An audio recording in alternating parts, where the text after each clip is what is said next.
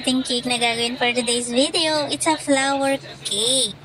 Ayan siya. Samahan nyo akong gawin. So, kung mapapansin nyo, as you can see, tingnan nyo, hindi siya flower. Kaya, ayan, tinanggal ko lahat yon.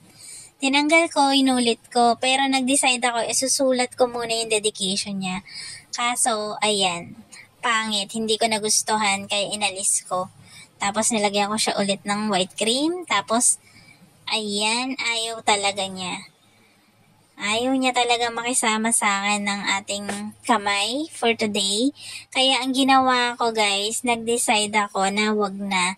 I-ano ko na lang siya, ifo-fondant ko na lang siya. Tapos ayan yung kanyang pinaka-flower, tinapos ko. Tapos nilagay ko yung fondant. At kung mapapansin nyo yung pinaka-center natin dahil sa nangyari kanina pagtanggal ko ng mga chocolate.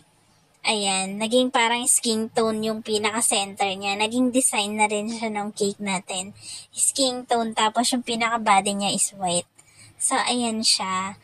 Patapos na ang ating video. Thank you for watching. Don't forget to share our video. Ayan, nalagyan pa ng kulay green na cream, tapos nilinis lang natin using water. Thank you for watching. Yun lang.